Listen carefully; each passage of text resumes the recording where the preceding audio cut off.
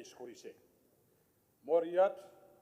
আমাৰ সন্মানীয় irrigation minister ডাঙৰে যেটো ৰিপ্লাই দিলে তেখেতৰ প্ৰশ্নৰ উত্তৰত স্পেচিফিকেলি তেখেতৰ উত্তৰত মই হেতুকে দেখা পালো যে only for BTC area BTR একৰ্ডৰ 6 যিবিলাক বড়ো মিডিয়াম স্কুল আছে যি স্কুলবিলাকে এতিয়ালৈকে ভেঞ্চাৰতে আছে প্ৰভিন্সিয়েলাইজ হোৱা নাই এইবোৰ স্কুলৰ প্ৰভিন্সিয়েলাইজেশ্যনৰ কাৰণেও বিটিআৰ একৰ্ডৰ 6 দফাত যেহেতু উল্লেখ কৰা আছে সেই হিচাপে এই আমাৰ লৰেন্স ইছলাৰী ডাঙৰীয়াৰ যিটো প্ৰশ্নৰ উত্তৰ সেই উত্তৰটো বিটিসি এলেকাত মাত্ৰ কনফাইন নাৰাখি আউটসাইড বিটিসি এৰিয়াত থকা বড়ো মিডিয়াম স্কুলবোৰৰ প্ৰভিন্সিয়েলাইজেশ্যনৰ মেটাৰটো কেনেকৈ প্ৰভিন্সিয়েলাইজেশ্যন কৰিবৰ কাৰণে ব্যৱস্থা কৰাটো ভাল হয় ইয়াৰ ওপৰত আমি সেইটো বিচাৰিছোঁ এইটো এটা কথা আৰু আমি জানো যেহেতু এইবোৰ অঞ্চলৰ স্কুলবিলাকৰ অৱস্থা একেবাৰে বেয়া বড়ো মিডিয়াম স্কুলবিলাক এতিয়া মানে মৰিবলৈ লৈছে গতিকে এই স্কুলবিলাক এতিয়াই যদি প্ৰভিন্সিয়েলাইজ কৰা নহয় অসমৰ এতিয়াৰ যিটো আইন প্ৰচলিত আইন এই আইনৰ দ্বাৰা দি যেহেতু এই স্কুলবিলাক প্ৰভিন্সিয়েলাইজ কৰাটো সম্ভৱ নহয়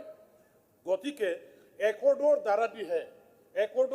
দিহে এইটো সম্ভৱ হ'ব বুলি এটা আন্দোলনৰ পৰিসমাপ্তি ঘটোৱাৰ ছাত্ৰৰ এটা একৰ্ড কৰা হৈছে আৰু এই একৰ্ডৰ স্পিৰিট মতে মই ভাবোঁ যে এইবোৰ এলেকাৰ বাহিৰত থকা যিবিলাক স্কুল আছে এই স্কুলবিলাকৰ প্ৰভিন্সিয়েলাইজেশ্যন কৰাৰ অত্যন্ত দৰকাৰ আছে যেটো প্ৰচলিত আইনৰ দ্বাৰা দি সম্ভৱ নহয় সেইটো সম্ভৱ কৰিবৰ কাৰণে একৰ্ডটো কৰা হয় আৰু একৰ্ডত থকা এই দফা মতে ইয়াৰ কাৰণে আমি এই বাহিৰত থকা স্কুলবিলাকক প্ৰভিন্সিয়েলাইজ কৰাৰ দৰকাৰ আছে দ্বিতীয় কথা হ'ল যে আমাৰ এতিয়া 6 শিডিউল এলেকাৰ যিবিলাক স্কুল প্ৰভিন্সিয়েলাইজেশ্যনৰ মেটাৰ এইটো আমি বেলেগকৈ ডিছকাশ্যন কৰিম ইয়েছ 2003 10 ফেব্ৰুৱাৰীত স্বাক্ষৰিত হোৱা বিটিসি চুক্তি মতে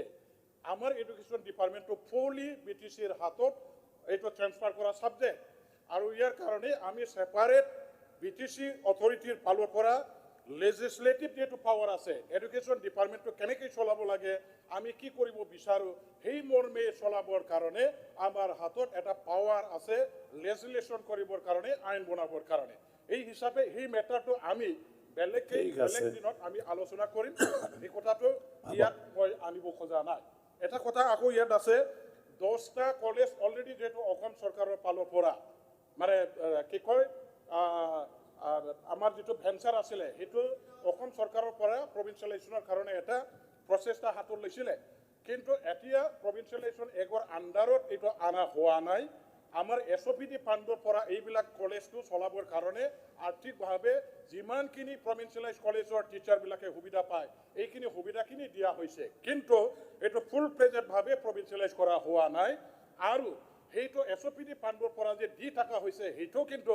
আমি জনামতে কেবিনেটত এতিয়ালৈকে এপ্ৰুভাল কৰা হোৱা নাই গতিকে এইটো কেবিনেটত এপ্ৰুভাল কৰিবৰ কাৰণে যাতে ব্যৱস্থা কৰা হয় মই আমাৰ অনাৰেবল মন্ত্ৰী মহোদয়ৰ পৰা এইটো বিচাৰিছোঁ অনাৰেবল মিনিষ্টাৰ